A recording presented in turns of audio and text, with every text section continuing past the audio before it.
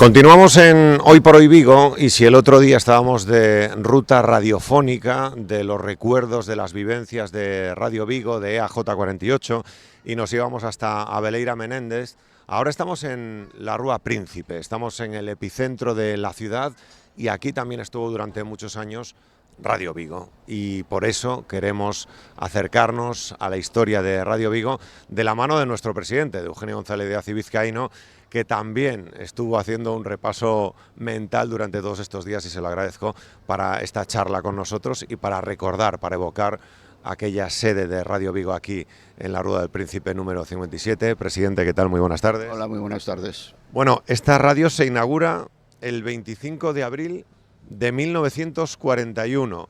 ¿La pudiste vivir por días? Sí, por días, porque efectivamente yo nací el 3 de abril del 41, o sea que tenía 22 días. Fue un acontecimiento que desde luego no me acuerdo, pero yo lo que sí recuerdo es que mi padre esos días estaba muy ocupado en el traslado de la emisora, tan ocupado que cuando yo nací mi papá no estaba en Madrid, que fue donde nací yo, pero está justificada su ausencia. En ese paso para que Radio Vigo creciese, para que fuese la radio más importante, también estaba en su mente, en la mente de don Eugenio, el cambio de Abeleira Menéndez a estos estudios que eran espectaculares, una apuesta por la modernización, algo que después nuestro presidente también apostó por ella, pero lo tuvo muy claro que había que dar un salto y un cambio. Sí, indudablemente los estudios de Abeleira Menéndez creo que eran muy pequeños, eran muy rudimentarios y había que mejorar. Mi padre siempre tuvo en mente la mejora de todo lo que fuera avances tecnológicos lo pusimos en marcha siempre los primeros, y desde luego el traslado aquí fue fundamental. Y fue un sitio lo más emblemático de la ciudad, y lo que sí recuerdo también que se montó el primer poste radiante, indudablemente se montó aquí, encima de los estudios de la calle del Príncipe. Fue una antena que creo que mi padre la trajo personalmente desde Barcelona, me parece, y aquí se montó. Y bueno, mis recuerdos os puedo mostrar un poco los balcones. Los dos primeros de la izquierda eran el despacho de mi padre y el mío, y el segundo balcón era una sala de espera. Luego estaban las oficinas, y luego lo que más llamaba la atención de este edificio, de este local, era el estudio cara al público, que tenía con una capacidad bastante grande, y todos los programas cara al público que hacíamos desde allí. Entonces la SER no nos obligaba a tanta conexión con ellos y teníamos mucho más espacios libres para hacer programación local. Yo recuerdo programas que se llenaba el auditorio, como podía ser aquella caravana fin de semana, caravana que hacía Pepe Vázquez, y era un programa que llenaba el estudio. Tenía concursos, se traían cantantes, y los sábados por la noche era un programa que tenía mucha audiencia. De aquí, ¿qué recuerdo más? Otro recuerdo, pues hay un recuerdo cuando empezó la FM. Es verdad. El comienzo de la FM nos pilló aquí. Yo creo que debió de ser en el año 69, 70, fue recién llegado yo, y habilitamos un locutorio pequeñito donde poníamos únicamente música, pero que indudablemente no existían aún los 40 principales, pero indudablemente primero empezábamos con 2 horas a las 4 de la tarde, de 4 a 6, que luego se amplió incluso hasta la noche. Y fue el comienzo de la FM, que luego el gobierno dijo que tenía que ser obligatorio emitir en FM, cuando no había casi aparatos con FM, o sea que eso fue un trauma muy importante que hubo que superar, y desde luego se superó favorablemente, claro. De hecho, ahora lo que se oye es la FM. Hay fotos muy icónicas que forman parte de la historia de Radio Vigo, para que la gente se haga una idea. Cuando hay fotos como esta, presidente, con toda la Rúa Príncipe absolutamente abarrotada, porque estaban escuchando la radio, esa pues siempre visión que tenía Radio Vigo de estar de cara a la gente, y esos altavoces pues para escuchar. Son fotos impresionantes. Sí, sí, la foto es impresionante. Yo desde luego, claro, no lo recuerdo porque no estaba yo todavía aquí, pero yo recuerdo que sí que se ponían los altavoces para las retransmisiones de algún partido del Celta.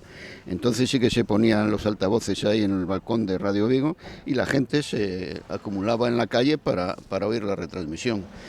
Luego también recuerdo, ahora que veo la calle, y también aún no estaba yo, allí había una cafetería que se llamaba Flamingo. Ajá, sí. Y entonces ahí actuaban los Tamara.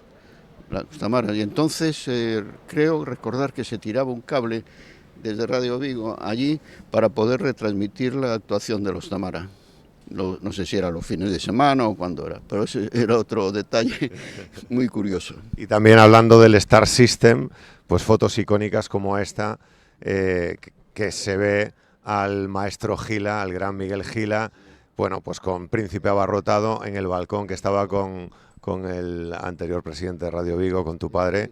Ahí con mi padre, y había un reloj que ahí precisamente en el balcón, ahí pegado al primer balcón, había un reloj que era muy bonito y tenía un carillón muy bonito, muy melodioso, pero que hubo que suprimir el carillón porque los vecinos protestaban de que sonara. Pero el reloj y la foto con Gila, efectivamente. Aquí vinieron muchísima gente, muchísimos cantantes, muchísimos actores, actrices. Recuerdo, por ejemplo, que tenía pues Tipi Cole. Sí. Bueno, el libro de oro de firmas de Radio Vigo está plagado de visitantes. Miguel Gila. Sí. Mucha gente venían a Vigo, indudablemente, venían a la emisora para que se les entrevistara. El otro día, hablando del estudio, que ese concepto que siempre estuvo presente en Radio Vigo, de las actuaciones en directo, de tener ese estudio, ese concepto de cine tan ligado al cine como estuvo tu padre. Y el otro día nos contaba Guillermo Touza, mi madre tocó el piano cuando yo era muy pequeño en Radio Vigo, y no veas la ilusión, cuánta gente participó en concursos, pudo cantar por primera vez o tocar el piano en esos programas, y además con gente y viendo esas actuaciones, presidente. Sí. El estudio estaba lleno siempre y efectivamente había un piano magnífico. Piano que luego, cuando nos trasladamos a Policarpo Sanz, también nos lo llevamos ahí. Luego ya ocupaba tanto el piano que tuvimos que deshacernos de él y de las butacas. Pero efectivamente mucha gente participaba. Había un concurso que me parece que se llamaba Coser y Cantar, en que participaba la gente que quería cantar a través del teléfono, pues entonaba sus canciones favoritas. Sí.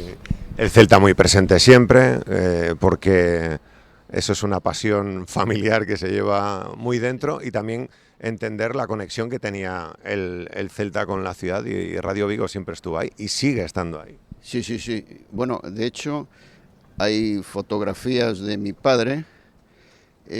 Mi padre era íntimo amigo de Cesario González, el productor de cine, y creo recordar que Cesario González fue una etapa presidente del Celta. Sí. Fue así, ¿no? Y entonces yo creo mi padre viajaba con Cesario y con los jugadores del Celta a diversos desplazamientos que efectuaban. Y ahí, bueno, de hecho mi padre, cuando murió, era el socio número 2 del Celta.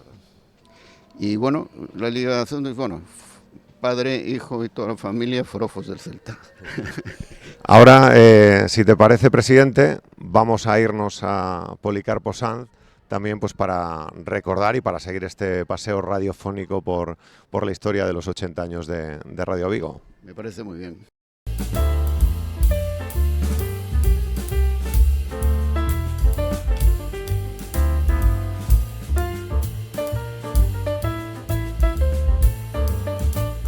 Continuamos el paseo por la historia de Radio Vigo y estamos en Policarpo Sanz, 36-38, y aquí, ¿cuántos recuerdos? Porque aquí empezaron muchas historias también mías radiofónicas, esa entrada, ese pasillo, y muchas cosas que contar, porque aquí también empezó a dirigir Radio Vigo en el año 73 nuestro presidente Eugenio González de Acio Vizcaíno. Eugenio, buenas de nuevo. Hola, ¿qué tal? Buenas tardes. ¿Qué piensas cuando estás delante de Policarpo Sanz 36-38? Bueno, pues pienso que fue una etapa muy bonita la radio, muy bonita, y una etapa que señaló el auge de la radio, la importancia de la radio. Aquí se hicieron muchas cosas, aparte de los estudios, que se siguió manteniendo el estudio cara al público, se hicieron una serie de reformas, se implantaron las emisoras musicales que teníamos, 40 principales, M80, que antes me parece que era Radio Minuto, y incluso Dial, creo que también, también salió de aquí. Todas estas rodeaban al estudio central. Indudablemente en la calle del Príncipe la audiencia fundamental era la onda media. El 1026 de Radio Vigo era lo que tenía mayor audiencia. Poco a poco la FM fue comiéndole terreno a la onda media, y aquí recuerdo que se habilitó un locutorio para hacer un programa en FM que era Radio Vigo 2. Creo. Sí, es verdad, Radio Vigo 1 y Radio Vigo 2. Radio Vigo 2. Y se hacían programas que los hacía Jorge Durán, nuestro querido compañero de la radio, que falleció hace unos años, y también Belén Pupín. Hacían un programa distinto de Radio Vigo 2. O sea que aquí empezó el auge de la FM. La FM fue creciendo y las emisoras musicales también fueron creciendo. Y bueno, aquí empezó el resurgimiento de la FM.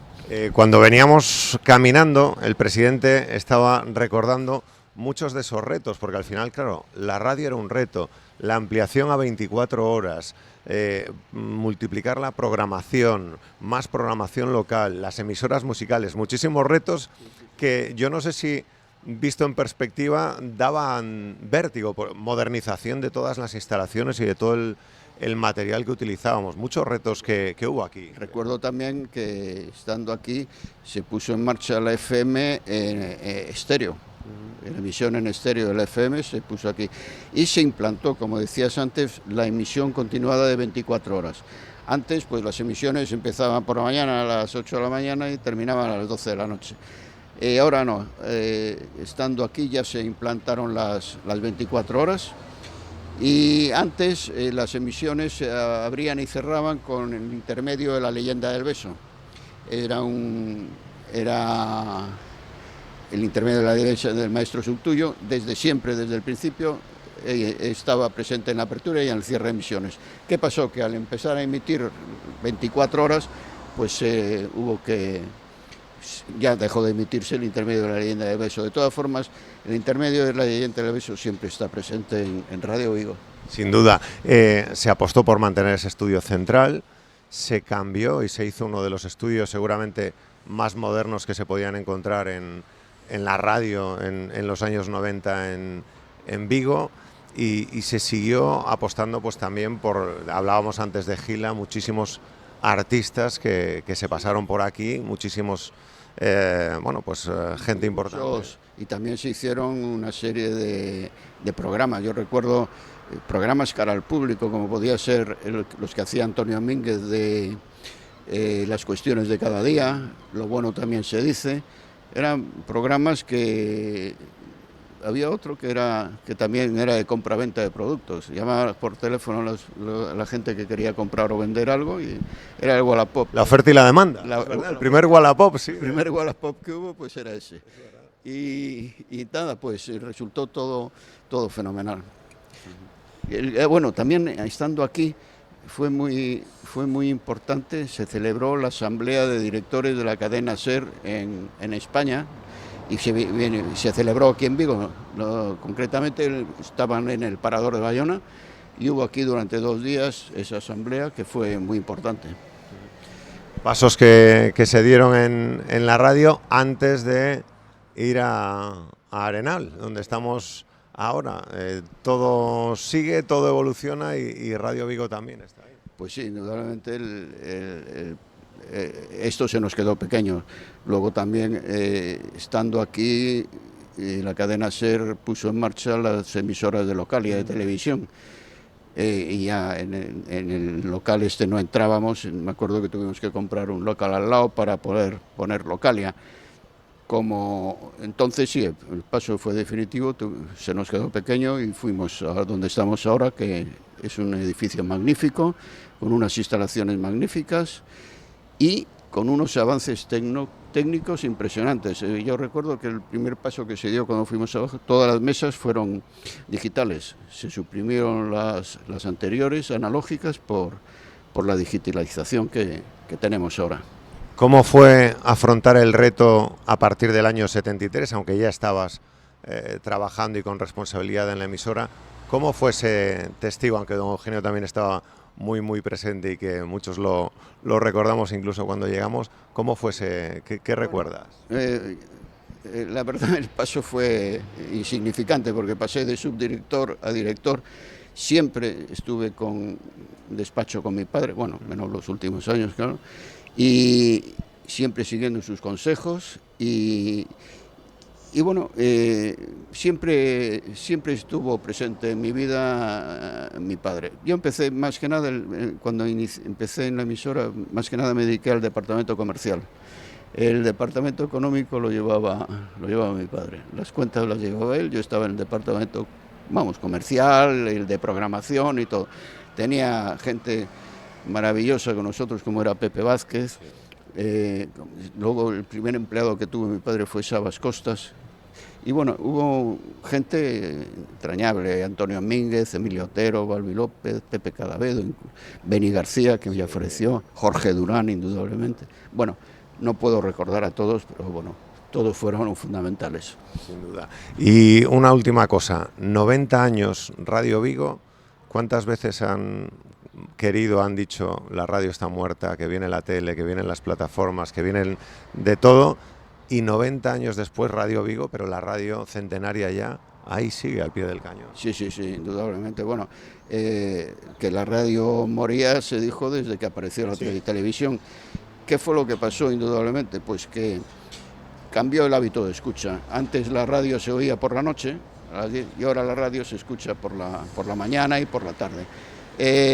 La radio no ha muerto, y es más, ahora con internet, con todos los adelantos técnicos, la radio está en el primer plano. El que yo ahora pueda ir a Nueva York y escuchar allí Radio Vigo en el móvil, bueno, eso es milagroso. Bueno, todos los avances técnicos que ha habido han beneficiado a la radio. La radio está más viva que nunca. A por otros 90. Presidente, muchísimas gracias. Espero llegar a los 100. Gracias por estar con nosotros y enhorabuena por estos 90 años de Radio Vigo. Gracias. Muchas gracias a vosotros. Pues despedimos en Televigo y en la radio también. Estamos recordando pasajes de la historia de Radio Vigo. Este jueves tenemos una cita muy especial con esa exposición que os va a evocar a todos también esa historia de Radio Vigo.